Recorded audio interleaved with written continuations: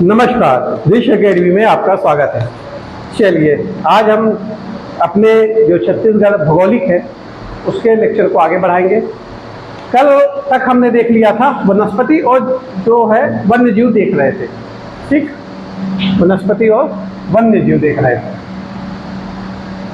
है ना। इसी में आगे देखते हैं। वनस्पतियाँ तो देख लिए थे, वन्य जीवन में रिजर्व के जो नेशनल पार्क थे वो देख लिए थे, हमारे अभ्यारण्य देख लिए थे, कब बने, कहाँ बने और उनकी कुछ विशेषताएं।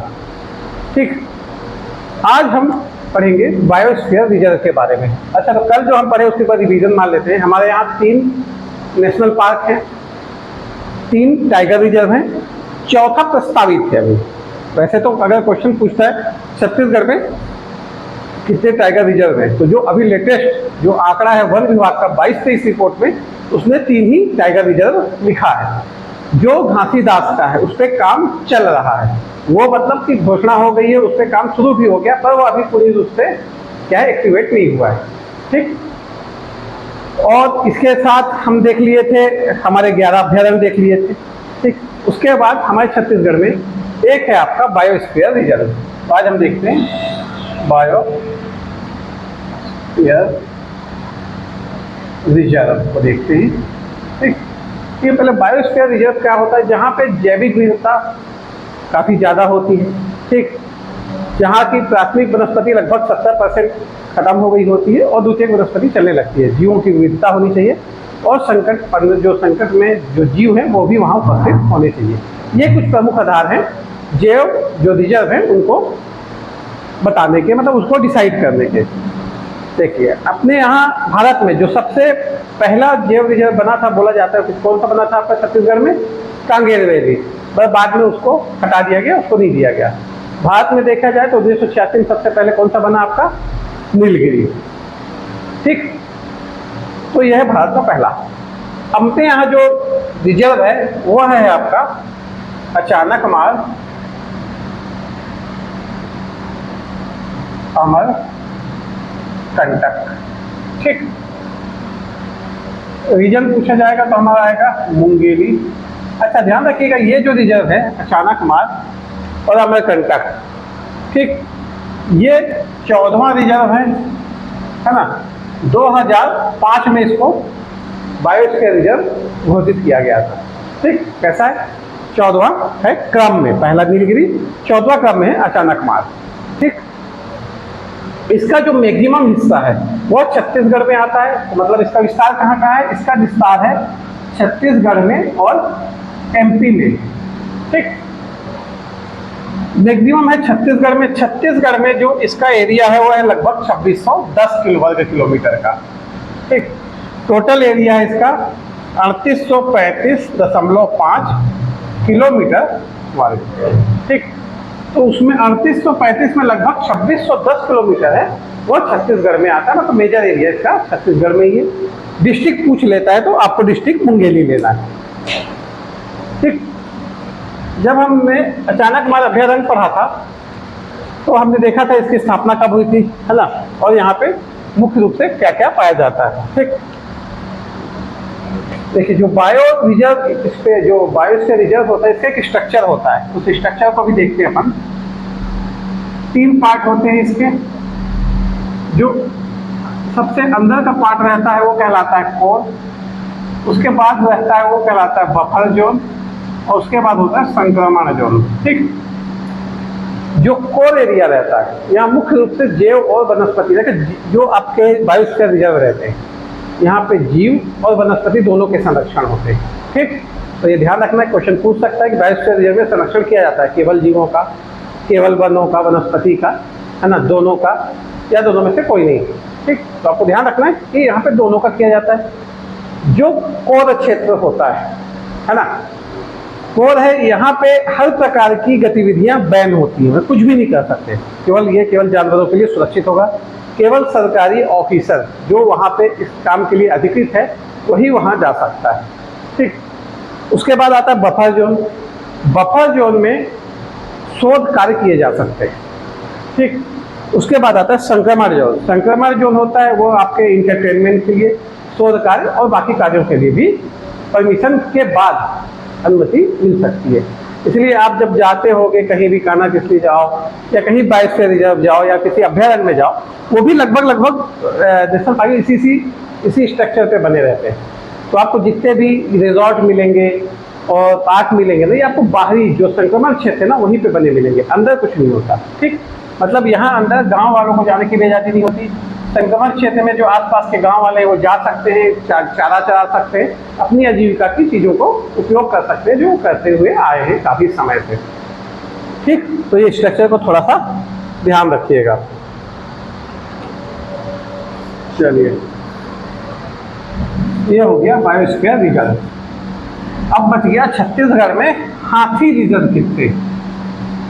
ठीक, चलिए हम देख रहे हैं हाथी रिजर्व या एलिफेंट रिजर्व। देखिए, एक तो काफ़ी लेटेस्ट है, आप सबको पता होगा कौन सा है ना? नहीं सुने तो मैं बताऊंगा, डिटेल भी बताऊंगा। तो छत्तीसगढ़ में टोटल रिजर्व है हाथी के, वो हैं 2। ठीक, भारत में वर्तमान में कितने हाथी रिजर्व हैं? टोटल 33, ये इंडिया में।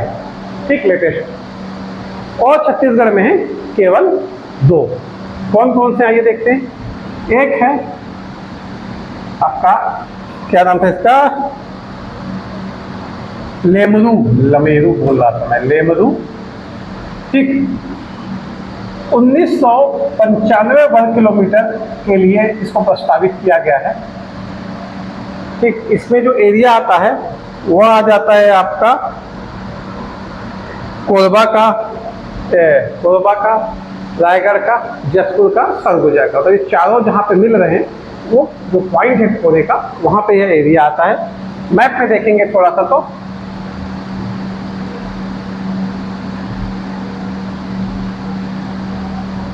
ये जसपुर है, हाँ, ये कोरबा है, ये वाला एरिया। ठीक, ये आ जाता है आपका लेमरू एलिफेंट रिजर्व। ठीक, और इसके पहले जो है वो था आपका बादल खोल तमोल पिंगल। अब आप सोच रहे हो कि बादल खोल तो यहाँ पे है जसपुर में, तमोल पिंगल है सूरजपुर में, तो ये हाथी रिजर्व कैसे हो गया? एक्चुअली जो बादल खोल से जो तमोल पिंगल है ना, ये जहाँ पे हाथी चलते हैं। ठीक, एलिफेंट कॉरिडोर में आता है ये, इसलिए इन दोनों को मिला के एक है आपका दूसरा जो है आपका एलिफेंट रिजर्व बनाया गया है, बादल खोल और तमोल पिंगल। अगर आपको नाम पूछे तो नाम आपको ऐसे ही याद रखना है। अगर केवल बादल खोल दिया हो, केवल तमोल पिंगल दिया हो तो आंसर गलत हो जाएगा।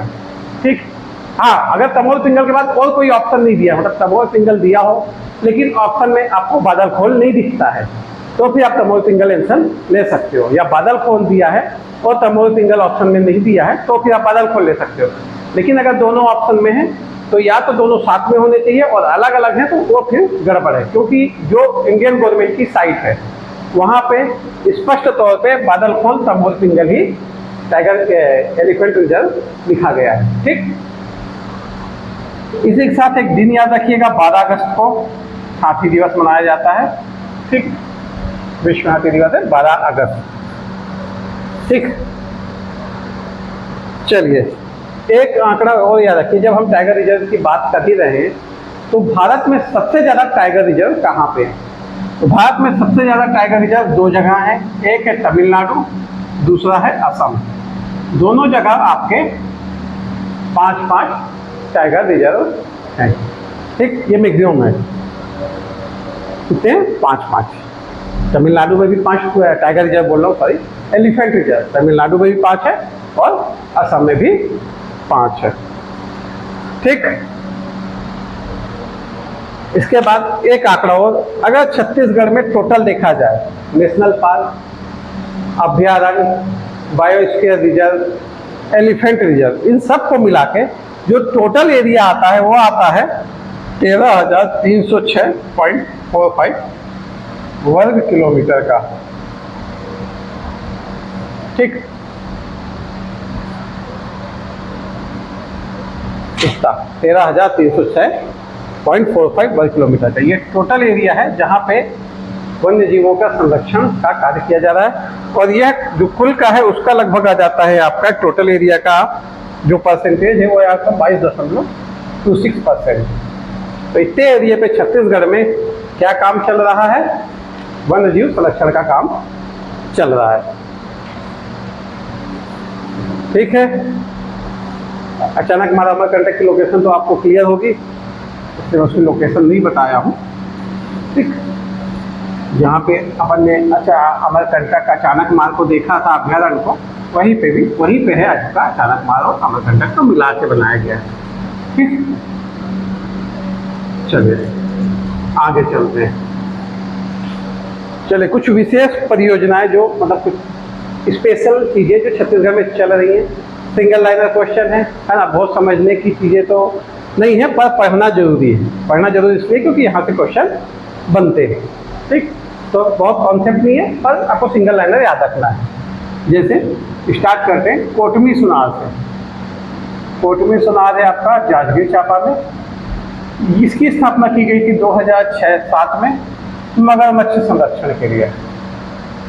ठीक, देखिए छोटे छोटे इंपॉर्टेंट डाटा है जो क्वेश्चन में पूछे जाते हैं, कहीं कहीं से आ जाते हैं। ठीक, और सामान्यतः ऐसे क्वेश्चन भी गलत भी हो जाते हैं, इसलिए इनको बहुत फोकस रखिए। देखिए जो मेन चीज़ें हैं वो हमें कॉन्सेप्ट के लिए बहुत ज़रूरी है, और जो ऐसी चीज़ें हैं वो हमें क्वेश्चन बनाने के लिए भी बहुत ज़रूरी है ना। मेन चीज़ों में कॉन्सेप्ट आपका क्लियर होगा तो चीज़ें घुमा के पूछेगा तो आप बना लोगे। और ये जो छोटी छोटी चीज़ें हैं, जो सिंगल लाइनर क्वेश्चन कभी कभार इधर उधर से बाउंसर मारता है ना, वो आप फिर पकड़ लोगे, वो मिस नहीं होंगी। इसलिए हमको दोनों पे अपने मेहनत को डिवाइड करके चलना है। ठीक, एक तितली पार्क बन रहा है। तितली पार्क कहाँ पे है? कांगेर वैली नेशनल पार्क में। ठीक,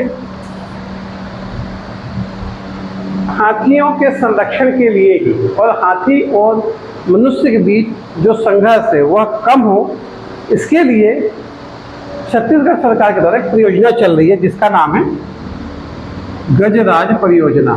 ठीक, इसकी शुरुआत की गई थी 2014 से।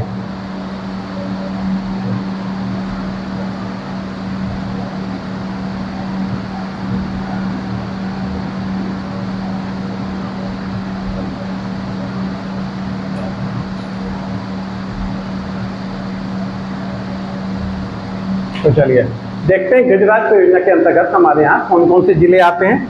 देखिए गजराज में आता है आपका जसपुर, ऐसे लिख लीजिए गजराज 2014। गजराज में आता है जसपुर, बलरामपुर, रायगढ़, कोरबा और सरगुजा। तो ये 5 जो जिले हैं, बलरामपुर, जसपुर, सरगुजा, कोरबा और रायगढ़, ये कवर होते हैं गजराज परियोजना के तहत। आप जब भी न्यूज़ देखते होंगे तो आप देखते होंगे इसी एरिया में हाथी ज़्यादा उत्पात मचाते हैं, क्योंकि ये जो एरिया है छत्तीसगढ़ का, ये एलिफेंट कॉरिडोर के अंतर्गत आता है। हाथियों का प्राकृतिक रूप से यहाँ पे आना जाना रहता है, प्राकृतिक आवास स्थल है उनका, प्राकृतिक कॉरिडोर है। तभी हाथी संचरण करते हैं, तो इन्हीं रास्तों से संचरण करते हैं। और आपको ये भी पता है कि मानव बस्तियाँ धीरे धीरे बढ़ रही हैं, जंगल कम हो रहे हैं, तो ये अंततः खदानें खुद रही हैं। तो इसके कारण जो हाथियों का परिवेश है वो काफ़ी क्षतिग्रस्त हुआ है। जगह उनके लिए कम हो गई है, हम उनके रास्ते में खदान बना दिए हैं, घर बना दिए हैं। इस कारण जब वो उस रास्ते से गुजरते हैं और वहाँ मानव को पाते हैं, तो सीधी सी बात है कि दोनों के बीच फिर क्या होने लगता है? संघर्ष होने लगता है, जिसके परिणाम हम आए दिन देखते हैं। कोई ना कोई मर जाता है, या फिर घर टूट जाते हैं, या फिर खेतों को काफ़ी नुकसान पहुंचा दिया जाता है। तो इसलिए ये परियोजना चलाई गई है ताकि उनके जो आवास स्थल है उनको संरक्षित किया जा सके, वहाँ पे मानव और हाथियों के बीच जो क्लेश जो संघर्ष हो रहा है इसको कम किया जा सके। ठीक, गजराज परियोजना के बाद है एक चलती है आपकी जामवंत परियोजना। ये भी 2014 से चालू है। ये है आपकी चल रही है मरवाही, ठीक, कटघोरा, कोरबा का और मनेरगढ़। ठीक, ये है आपका जामवंत परियोजना 2014 से चली। ठीक, कहाँ से? मरवाही, ठीक, कटघोरा और मनेरगढ़, कटघोरा और मरवाही। ठीक, 3 जगह ये परियोजना चल रही है, जामवन परियोजना 2014 से। आपको एक चीज बता देता हूँ कि यहाँ पे जो अमरकंटक का एरिया है, यहाँ पाया जाता है सफेद भालू। कभी आपसे क्वेश्चन में पूछ ले कि सफेद भालू छत्तीसगढ़ में कहाँ पाया जाता है, तो आपको ध्यान रखना चाहिए कि ये पाया जाता है अचानकमार में, अचानकमार अमरकंटक एरिया में। ठीक, तो इसको आपको ध्यान रखना है। चलिए, जामवंत के बाद जो कुछ परियोजनाएं हैं जो आपने सुना है, जैसे प्रथम जंगल सफारी आपको पता है कहाँ पे है, रायपुर में। ऐसी ही एक द्वितीय जंगल सफारी बन रही है, कहाँ बन रही है, कवर्धा में। तो दूसरी जंगल सफारी छत्तीसगढ़ की कहाँ बन रही है, आपका कबीरधाम में। ठीक, जगह का नाम है रामचुआ हरमो। इसका जो एरिया है वह है 191 हेक्टेयर पे बनेगी टोटल। ठीक, वर्तमान सरकार के द्वारा एशिया का सबसे बड़ा मानव निर्मित जंगल भी बनाया जा रहा है। ठीक, ये जंगल कहाँ बनाया जा रहा है, यह बनाया जा रहा है जंगल नंदनी में। ठीक, इस जंगल का जो एरिया है वो लगभग है 3800 एकड़। इतने बड़े एरिया में ये बनाया जा रहा है। ठीक, चलिए अगला एक मरीन गोंडवाना फॉसिल पार्क। ठीक, देखिए जो मरीन गोंडवाना फॉसिल पार्क है, नाम से पहले तो ये देख लें कि फॉसिल मतलब होता क्या है। देखिए फॉसिल क्या होता है, जब कई समय पहले जीव जंतु क्या है, जैसे दबे या मर गए और किसी वजह से चट्टानों के बीच या ऐसे पदार्थों के बीच दब गए जहां वह संरक्षित हो गए।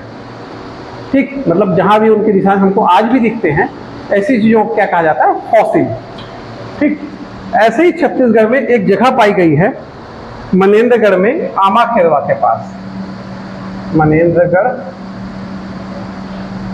आमा खेरवा के जंगल में। ठीक, 2012 में पहली बार यहाँ पे फॉसिल्स को पाया गया था, फिर उस पर रिसर्च हुई 2015 में। ठीक, बिरला इंस्टीट्यूट के द्वारा यह प्रमाणित कर दिया गया कि यह जो फॉसिल्स है वो 250 मिलियन वर्ष से ज़्यादा पुराने हैं। तो फिर जो छत्तीसगढ़ सरकार का जो पुरातत्व विभाग है और छत्तीसगढ़ सरकार के द्वारा इसे फॉसिल्स पार्क के रूप में कन्वर्ट करने की प्रक्रिया चल रही है। ठीक, इसका जो भूमि पूजन हमारे वर्तमान मुख्यमंत्री द्वारा किया गया वो 21 मार्च को विश्व वानिकी दिवस के अवसर पे किया गया कि अब यहाँ पे मरीन गोंडवाना फॉसिल पार्क बनेगा। यह एशिया का सबसे बड़ा फॉसिल पार्क होगा। सबसे बड़ा मतलब कितना बड़ा, इसका जो एरिया है वो 1 किलोमीटर वर्ग का है। मतलब इसके अलावा जितने फॉसिल पार्क है एशिया में, उन सब का एरिया 1 किलोमीटर वर्ग से छोटा है। इसका एरिया कितना है, 1 किलोमीटर वर्ग। ये इंपॉर्टेंट है आंकड़ा, इसको ध्यान रखिएगा। अच्छा, इसको बनाने के लिए पहली बार जो घोषणा की गई थी विभाग द्वारा वो 14 मार्च 2022 को की गई थी। ठीक, 21 मार्च को मुख्यमंत्री द्वारा इसका भूमि पूजन किया गया। ठीक, और है कहाँ पे, मनेन्द्रगढ़ आमा खेरवा में ये जगह है। ठीक है, चलिए आगे चलते हैं।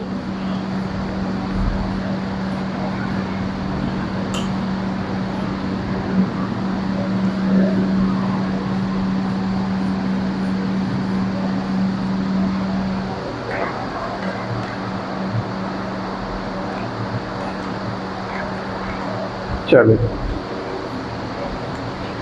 छत्तीसगढ़ वन तो पढ़े, तो छत्तीसगढ़ में वन तो है और उसको नियमित करने के लिए एक नीति भी है।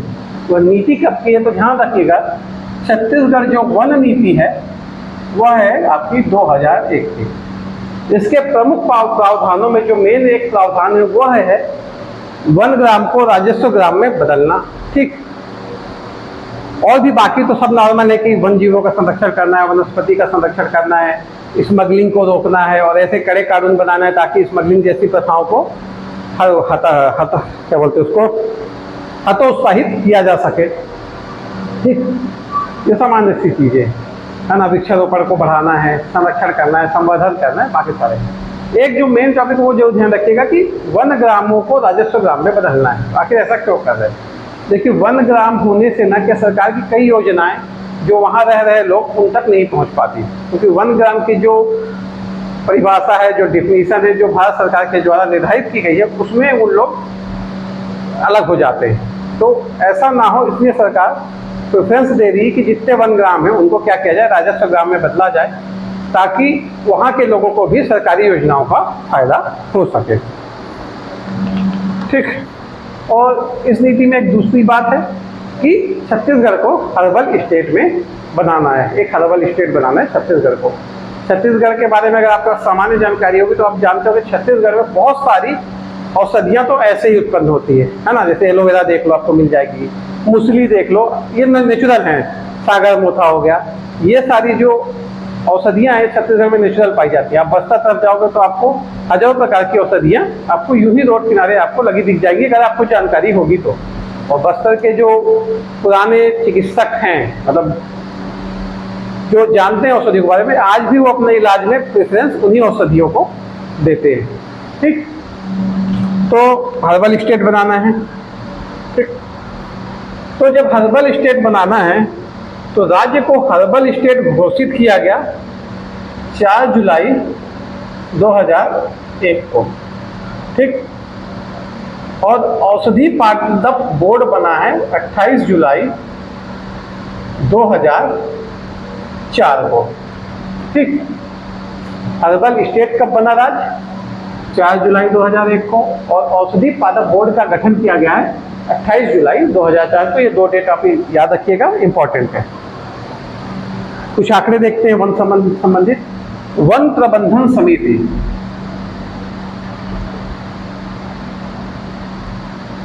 देखिए छत्तीसगढ़ में वन प्रबंधन समिति की संख्या है 7887। ठीक। एक ग्रीन इंडिया मिशन चलता है। ठीक। इस ग्रीन इंडिया मिशन के अंतर्गत छत्तीसगढ़ के 11 वन मंडल आते हैं। ठीक। यह ग्रीन इंडिया मिशन फरवरी 2014 से चालू किया गया था। इस ग्रीन इंडिया मिशन का जो उद्देश्य था वह था आपका जंगलों का संरक्षण और संवर्धन, मतलब वनस्पति का संरक्षण और संवर्धन। तो हमारे लिए एक इम्पॉर्टेंट फैक्ट है जो कभी भी आ सकता है। ठीक। हमारे यहाँ गिद्ध संरक्षण भी किया जाता है। ठीक।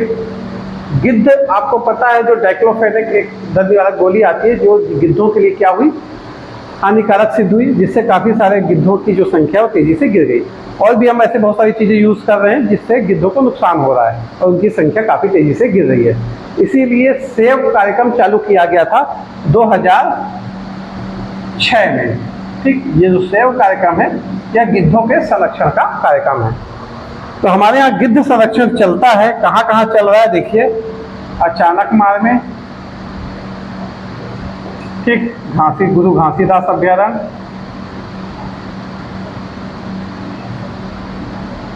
है ना, गुरु घासीदास नेशनल पार्क, सॉरी अभ्यारण्य बोलिए मैं, और इंद्रावती नेशनल पार्क में।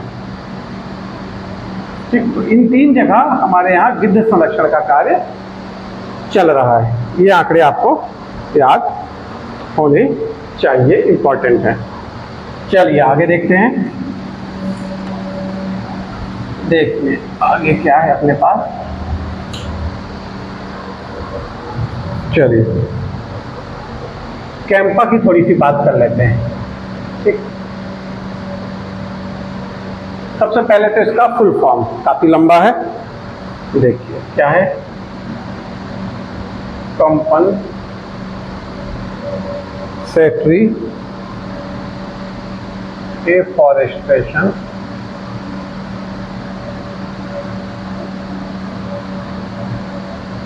Fund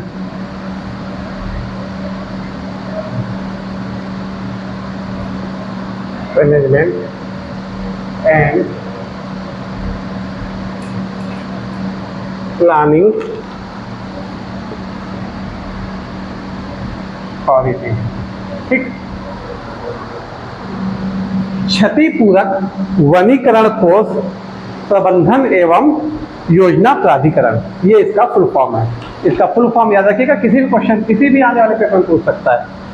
compensatory afforestation fund management and planning authority. क्या है? Compensatory afforestation fund management and planning authority. Hindi में बोलेंगे इसको क्षतिपूरक वनीकरण कोष प्रबंधन, क्षतिपूरक वनीकरण कोष प्रबंधन एवं योजना प्राधिकरण। तो यह एक प्रकार का कोष है। तो इसकी स्थापना कैसे हुई, ये कैंपा बना कैसे? देखिए, कैंपा जो बना है, ये बना है सुप्रीम कोर्ट के पहल से। ठीक, सुप्रीम कोर्ट ने एक आदेश दिया 2001 में, जिसमें जो वन का नुकसान हो रहा है कंस्ट्रक्शन के कारण, उसकी क्षतिपूर्ति की जा सके। तो सुप्रीम कोर्ट ने आदेश दिया 2001 में सरकार को कि एक ऐसा फंड बनाया जाए जहां आप ये सब काम कर रहे हो, ये सब नुकसान हो रहा है, इसको रिकवरी के लिए काम किया जा सके। तो ये आदेश आया सुप्रीम कोर्ट का 2001 में। इसके बाद 2006 में सरकार के द्वारा पहली बार पृथक खाता बना के ऐसे कामों के लिए पैसा डाला गया और इसी को फिर कहा गया क्या? कैंपा।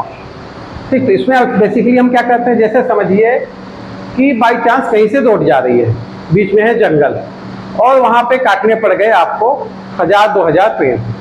तो इस फंड से ऐसे जो नुकसान हुआ, वन का तो नुकसान हुआ, क्षति हो गई, तो फिर फंड का उपयोग करके उस वृक्षारोपण किया जाएगा, वृक्षों को फिर से पुनर्जीवित किया जाएगा किसी और जगह पे।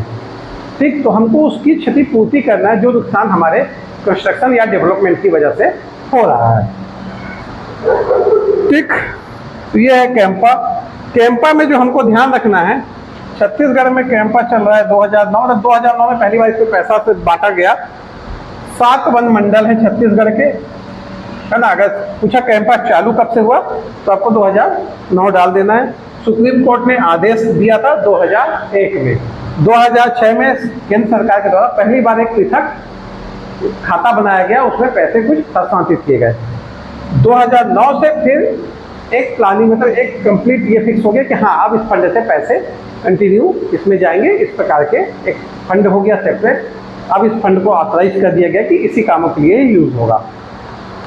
ठीक, यहाँ पे 7 वन मंडल है छत्तीसगढ़ के कैंपा के अंतर्गत। मतलब कैंपा जो भी काम करेगी क्षतिपूरक का, इन 7 वन मंडल के अंदर ही करेगी। तो कौन कौन से देखिए, 1 है, 2 है, 3 है, 4 है, 5 है, 6 है और 7 है। ठीक, तो टोटल 7 है। आइए देखते हैं कौन कौन सा है। केशकाल,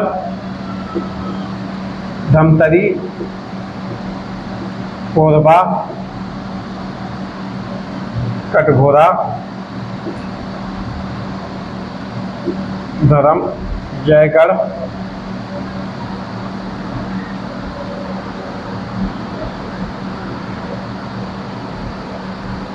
बलरामपुर और सरगुजा।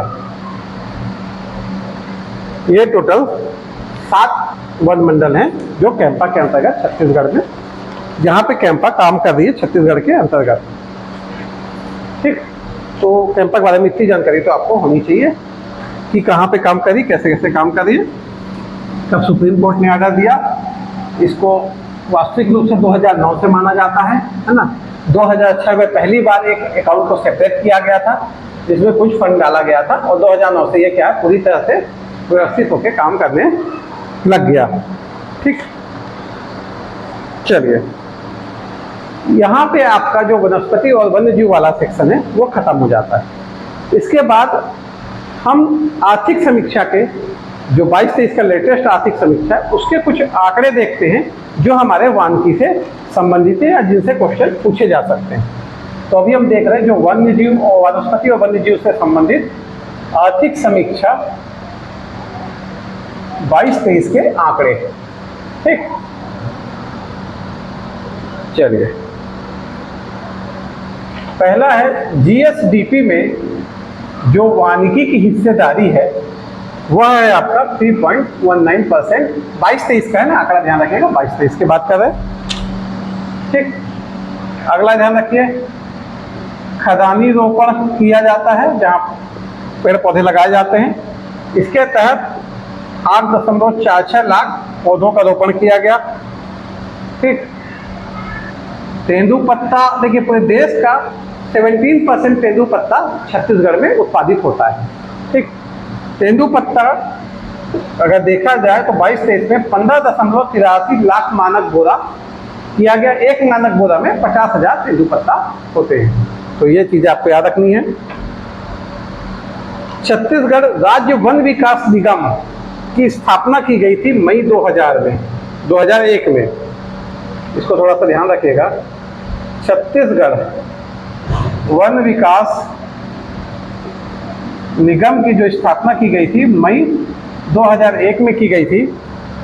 जब ये बना तो इसके पास 4 परियोजना मंडल थे। ठीक, जब ये बना तो इसके पास 4 परियोजना मंडल थे। वर्तमान में 9 परियोजना मंडल है। कितने वर्तमान में? 9 परियोजना मंडल हैं। इसमें जो 6 हैं और जो 3 हैं, 3 औद्योगिक कहलाते हैं। औद्योगिक परियोजना मंडल। औद्योगिक परियोजना मंडल कौन कौन सा है? कोरबा, रायगढ़ और जगदलपुर। ठीक, ये 3 औद्योगिक हैं। तो बाकी जो 6 बचे वो कौन कौन से हैं उनको भी देख लेते हैं एक नजर में। है आपका नवापारा, पानबरसा, अंतागढ़, कवर्धा, कोटा, सरगुजा, है ना। कोटा बिलासपुर के पास की जगह है, और सरगुजा। ठीक, ये 6 परियोजना मंडल हैं आपके टोटल। चलिए,